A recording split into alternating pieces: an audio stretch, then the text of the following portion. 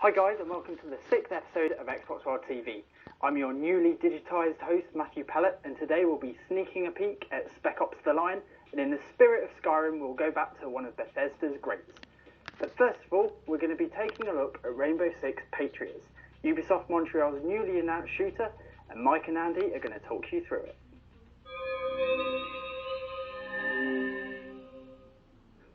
Okay, this is Mike. I'm here with Andy. The following is not actual gameplay footage. That's very important. It's going to be showing you a lot of PS3 buttons when you're watching this, like buttons you have to hold, buttons you have to press. But that's because this is the only footage of the game that exists. And guess what? It's not even the actual game. Just swap those buttons in your mind for the buttons you'd find on an Xbox pad, and I'm sure it'll all make sense. So this is what they call target footage. It's what the game might look a bit like. Yeah, this is what they're aiming for. When they finish the game, this is what they're hoping it will look like. God, this guy's wife he's done alright for himself, yeah. Right? But guess what? He's done alright for himself, and that's going to come back to bite him in the ass. Yeah. His hot wife, his great baby, his massive cake. house, and his tiny cake, and the little kiss he's about to get. Yeah. All of that he's going to pay for in the next 6 minutes. It's not going to be a good day for this guy. It's a comment on capitalism. Absolutely. It turns out he's like a banker or like an estate agent or something like that. So basically a guy who's profited off of the What you're saying is he had it coming.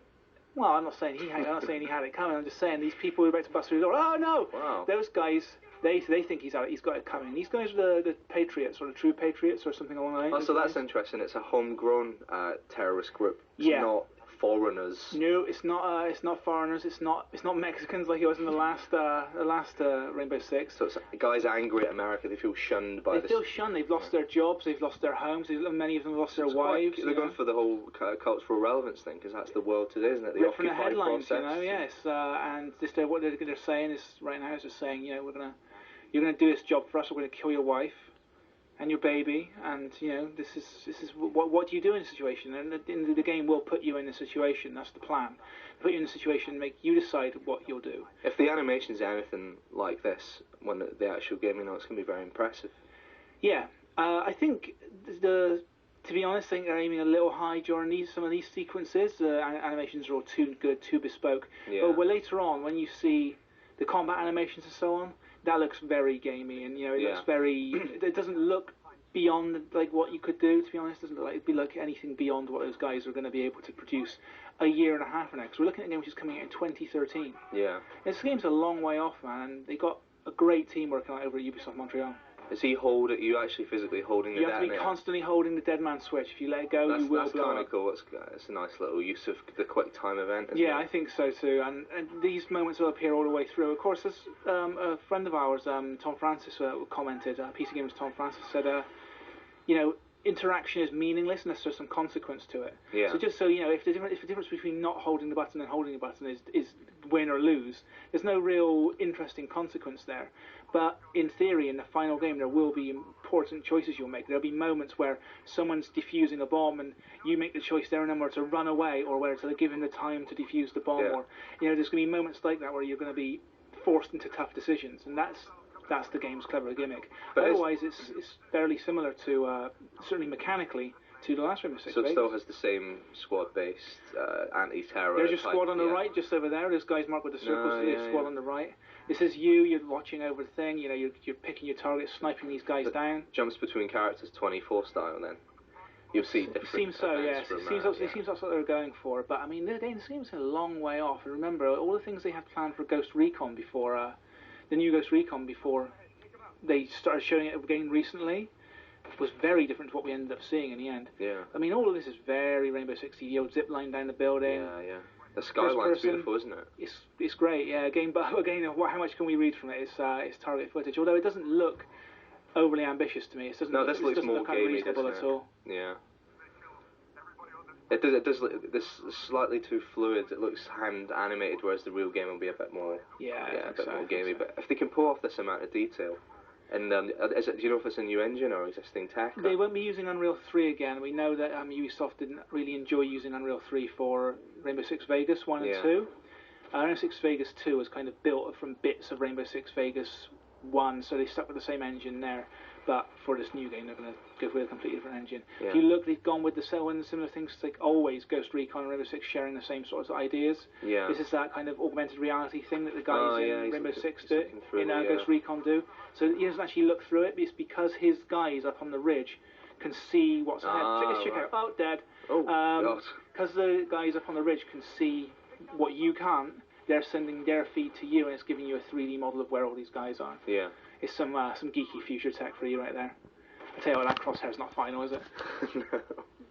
So here's the guy. He's been abducted from his home. He's got a bomb strapped to him, and now you're gonna rescue him. He's got the bomb. It's got the kill rage. You're on this bridge. There's hundreds of people nearby, and this is where you make the choice. You know, the bomb's got. Oh, how long's it got? It's going to explode. Well, you're going to find out in a second. There it is. Oh, 27 seconds. Oh dear. It's a fast 27 seconds too. So you either get rid of him or you wait to see if what happens. In this case, that guy's not going to have a good day. Bye bye, man. Oh no. So yeah, they're going for something a bit kind of gritty, something ripped from the headlines, and otherwise classic Rainbow Six. At a recent EA event, Xbox World TV cornered FIFA Street's Sid Mishra, who told us all about their footballing spin-off's big reboot. My name is Sid Mishra, and I'm the line producer on FIFA Street. FIFA Street is, at its heart, kind of built off of the award-winning FIFA gameplay engine. So, you know, in previous FIFA Street franchises, they weren't using the FIFA team, they weren't using the FIFA engine. That's why we consider this sort of a reboot of the franchise, a chance for us to really deliver the first truly quality street football experience. So what we've done is make a more authentic street football game with proper physics that are true to this football sport in general and truer to street football than we've seen in the past. It's all about trying to create a game that, you know, people mimics the way people play around the world. We didn't want to tie people down to maybe one style of play because street football means many things to many different people. So what we wanted to make sure is that we could handle the game within FIFA Street because there's different people who are going to expect a different experience, and that is a bit of a challenge, but something we feel like we've been able to do by offering very cool skill moves and stylish skill moves that would be prevalent in somewhere like Rio. The FIFA Impact engine allows us to create that sort of physicality that you might see in London, and then having easy controls we allow you to kind of pan a guy like you would in Amsterdam. For us, the skill moves is obviously a huge deal for FIFA Street. The idea in FIFA Street is not just being able to pull off a move, but the moves are almost independent tools that you can use to create an even bigger, more sensational skill move, if you will. So being able to chain together in a combo type way 2 or 3 different moves to really kind of show up your opponent or just to look cool. So compared to FIFA, we have like 50 new skill moves that we're putting into the game, and we're, you know, what we consider our sort of street ball control is almost a skill move in itself. It's an accessible one. You hold the left trigger, you move the analog stick, and suddenly you're holding the position of your player but moving the ball around. What this does is allow you to kind of bait the defender by holding the ball forward. Defender comes in. If he mistimes his tackle as you pull the ball back, for example, now you have an option to, do you want to play it through his legs as he stumbles, or do you want to spin around him to get away from him, or even flick it up and put it over his head? You know, many options coming out of a simple kind of but cool looking skill.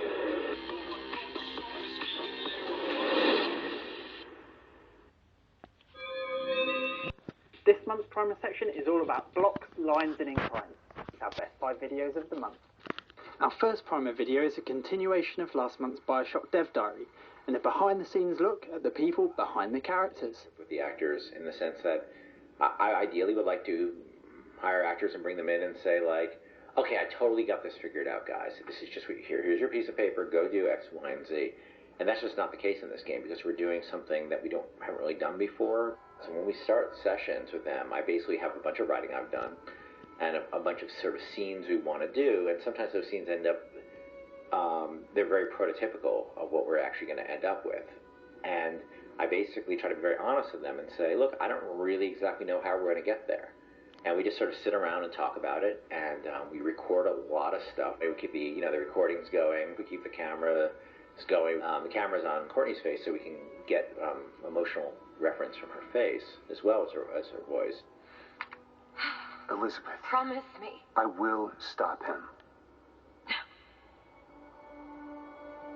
That is an oath you cannot keep. But promise me that if it comes to it, You will not let him take me back. It won't come to that. All right? The benefits of working with a voice actor directly is, that sort of interactive process.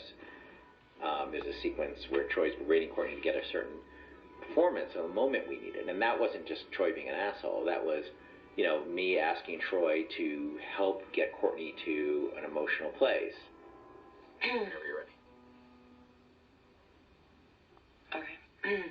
Do you need something to build to it? I'm thinking. I'm not just ignoring. Help if he berated you a bit? A what? If he berated you a bit? Berated you? Yeah, sure. What, what were you doing? What were you thinking? You're never Fucking gonna work. moron. You're gonna get us fucking killed. I like that. Keep going. Yeah, Troy, don't be afraid of him. No, I'm not. Really go into her. Yeah. No, I just don't want you to stop Fucking child. Shut up! It's Glengarry Glen Ross beating up. That. He's so uncomfortable. Keep going. I don't care if you're uncomfortable or not. Pull it the fuck together.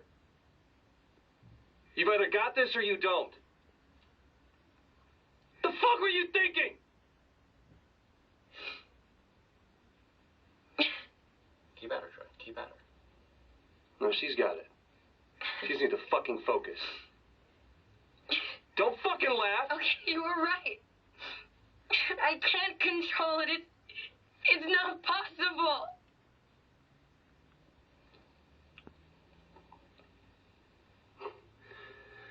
With what I've seen lately, I wouldn't put a nickel on what's possible. Now, come on. I think it's time we found Comstock, okay? Can we do it once more? Yeah, that's good. That's good. Will you yell, you fucking psychopath? Will you scream at me a little more? And then be nice? To say, what's it like working with Ken Levine? And I always answer with,